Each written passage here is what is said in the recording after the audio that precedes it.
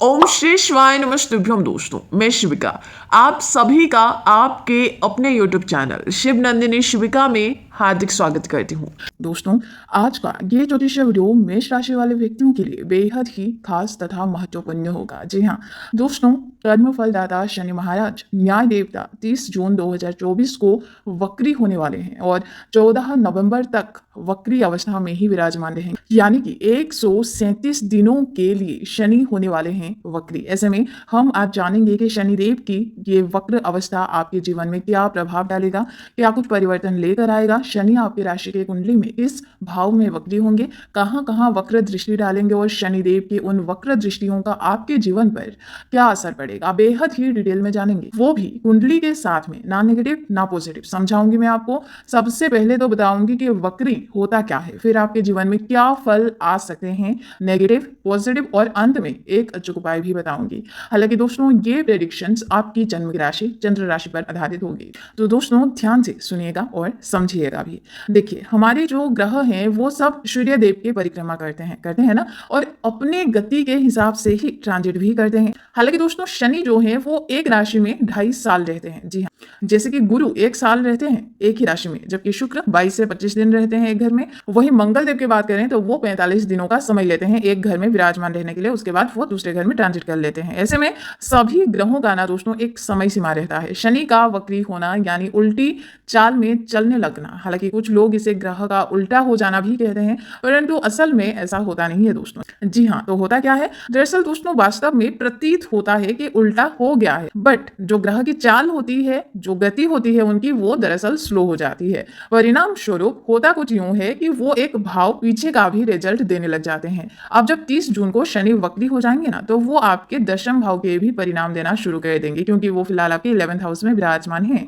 देखिए दोस्तों, 11th house कुंडली में ना डिजायर्स का घर होता है, हमारी इच्छाओं का, प्रॉफिट तथा लाभ का, कुछ पाने का, कुछ गेन करने का घर होता है। साथ ही बड़े भाई बहनों का भी घर होता है। कौन सा? कुंडली का एकादश भाव, 11th हाउस। एक बात आपको बता दूं दोस्तों कि जब भी शनि जिस भी घर में ट्रांजिट करते हैं ना, एंटर करते हैं, वहां से रिलेटेड कार्य आप सबसे ज्यादा करने लग जाते हैं अपने जीवन के अंदर। हाँ, खासकर उसी समय पर। जी हाँ, प्रैक्टिकली बता रही हूँ दोस्तों, जब शनि जिस हाउस में विराजमान होते हैं, 2.5 साल तक जिस भी घर में रहेंगे ना, वहां आप देखना सबसे ज्यादा कार्य आप उसी से रिलेटेड कर रहे होते हैं। सबसे ज्यादा एफर्ट्स आपको वहीं डालने पड़ते हैं जो हाउस जिस चीज से रिलेटेड होता है। जैसे कि मेष राशियों का शनि कहाँ है अभी? 11th हाउस में, जो कि डिजायर्स, प्रॉफिट्स, गेन और इनकम का घर है। ऐसे में अब तक ना दोस्तों आप अपनी डिजायर्स, अपने मन की इच्छाओं को पूरा करने में लगे हुए हैं। मल्टीपल सोर्स ऑफ इनकम के रिलेटेड काम में एफर्ट्स डाल रहे थे। इनकम कैसे ज्यादा से ज्यादा हो, इसके पीछे, और इन सब में थोड़ा डिससेटिस्फाइड भी आपको होना पड़ रहा था, क्योंकि शनि काफी स्लो मोशन में चलते हैं और उनके परिणाम भी आपको कुछ वैसे ही स्लो में ही मिलते हैं। बट हाँ, अब तक डेफिनेटली फाइनेंशियली कुछ ना कुछ बेटरमेंट निश्चित तौर पर आपके जीवन में आया होगा। और अब जब शनि वक्री हो जाएंगे 30 जून से 14 नवंबर तक, तो 85 to 90% चांसेस रहेंगे परिवर्तन होने के।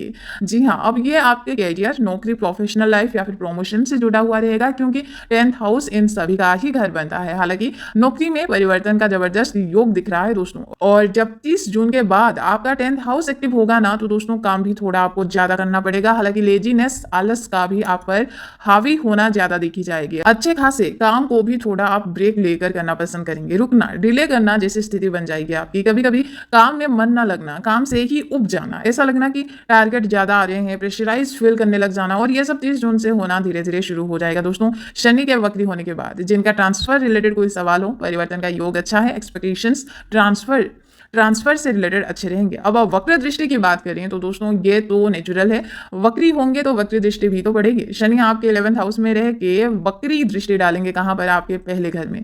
जो भी आप सोच रहे होंगे ना, उसका ऑपोजिट रिजल्ट, परिणाम मिलना शुरू हो जाएगा आपको। हालांकि डिप्रेशन में जो थे, या फिर जो ओवर थिंकिंग ज्यादा कर रहे थे, बाहर निकलने की कोशिश कर रहे थे पर निकल नहीं पा रहे थे, जो सोच रहे थे पर कर नहीं पा रहे थे, तो अभी आपके डिसीजन स्ट्रॉन्ग देखी जा रही है।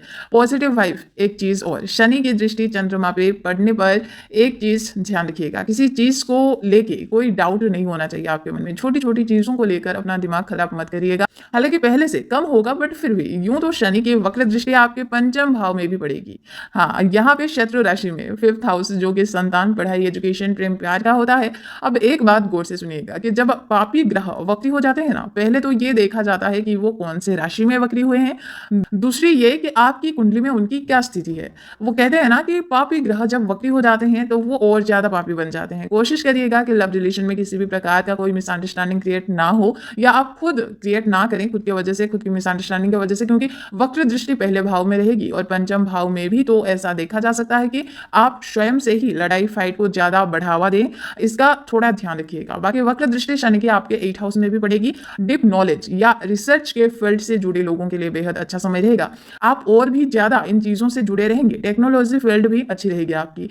हालांकि दोस्तों एक पॉजिटिविटी ये भी रहेगी, क्योंकि शनि वक्र तो 11th हाउस में रह के 10th हाउस का भी रिजल्ट देंगे। 11th और 10th दोनों घर का 30 जून के बाद ना दोस्तों फाइनेंशियल गेन बेहद ही अच्छी देखी जा रही है आपकी। दोस्तों ये चीज़ अच्छी है और यहाँ पे डेफिनेटली आपको परिवर्तन करना चाहिए। हालांकि आपके खुद के जन्म कुंडली में अगर शनि शत्रु क्षेत्र या फिर नीच के हैं तो थोड़ा इश्यू देखी जा सकती है, परेशानी थोड़ी रहेगी। लेकिन हाँ, अचूक उपाय की बात करें तो डेली बेसिस पर या फिर कम से कम मंगलवार और शनिवार को कोशिश करें हनुमान चालीसा का एक बार सुबह नहा धोकर एक बार तो दिया लगाकर एक बार जरूर पाठ करने की कोशिश करें। आपके लिए शुभ रहेगा और आपकी आने वाले फ्यूचर के लिए भी बेहद अच्छी रहेगी, काफी लकी रहेगा। चलिए दोस्तों, अब हम मिलेंगे कल किसी और राशि के 137 दिनों के प्रेडिक्शंस के साथ में। Till then take care and bye bye.